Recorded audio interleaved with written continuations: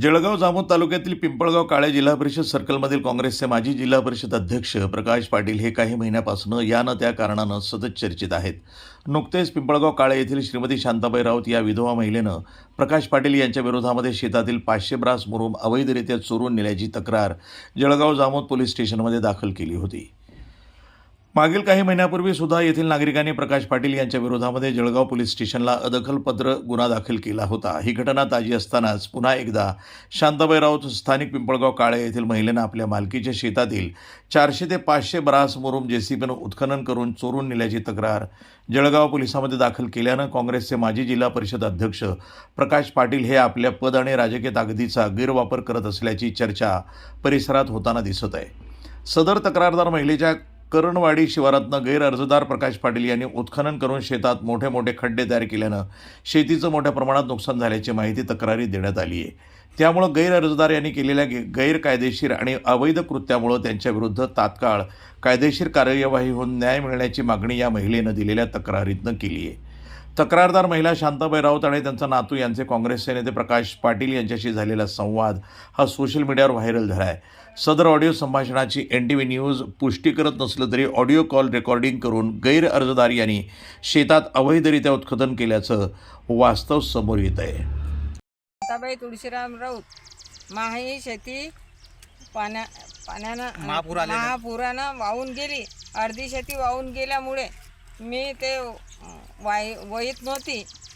त्याच्यामुळे प्रकाश रामभाऊ अवचार यांनी मुरूम माया शेतातला काढून विकला.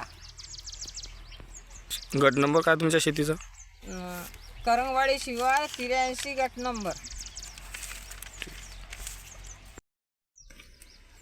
माझ्या शेतातला मुरूम नेल्यामुळे मी त्याच्या घरी गेली आणि त्याला म्हटलं, भाऊ माझ्या शेतातला मुरूम कशासाठी नेला?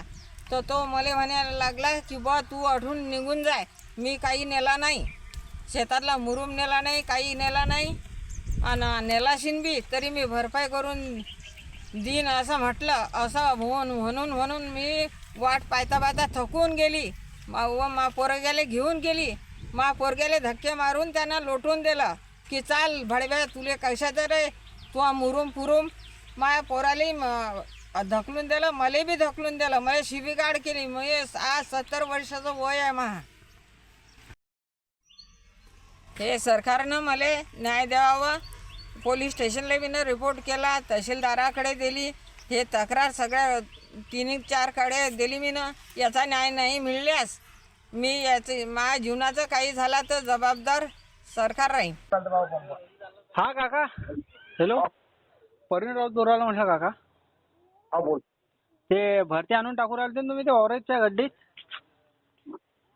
हो ना रे, रे बाय, आता आजही मी माणूस पाहिला मी.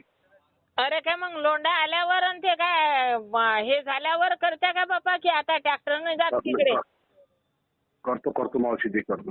हा मग उद्या ट्रॅक्टरने जाऊन आलं बरं नदीनं, मग काय करा असं म्हणतात तुम्ही 2 दिवसानं जाईल असं तिकडे. हा अरे वा, 4 दिवस झाले, संध्याकाळी पाणी येऊन राहिलं, अशी पण येऊन राहिली. हा ना, करतो मी रे. पण असं नाही पाहिजे ना. तुम्ही ना हाव म्हटलं, आम्ही गुच्छ बसलो किंवा जाऊ द्या. करतो म्हटलं तुम्हाला, करतो. तुम्ही लवकरात लवकर जेवढं करसान तेवढं चांगलं आहे आता. हो करून देतो. पण हो हे पाय, JCBचा माणूस जर ड्रायव्हर आला की नाही आपल्याला, हे पाय रात्रीचं काय होणार हे पाय, रात्री आपला तो माणूस कालही पाहिला नाही, कालही आला नाही. आज जर तो आला तर आजच टाकून देऊ आपण. तो माणूस आल्याबरोबर तुला टाकून देतो, बिनफिकीर आहे. 100% टाकतो म्हणजे टाकतो, तुला म्हटल्यानंतर काही विषय नाही ना. हा ठीक, 100% टाकतो. ते तुला राहणार नाही या 2-3 दिवसात. फक्त त्या माणसाने भेटू राहिले आम्हाला ड्रायव्हर तो संध्याकाळी. प्रतिनिधी संजय दांडगे, जळगाव जामोद, बुलढाणा. NTV news Marathi.